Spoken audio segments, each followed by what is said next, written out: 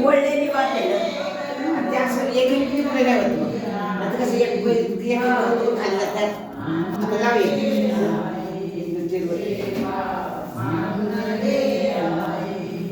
बघा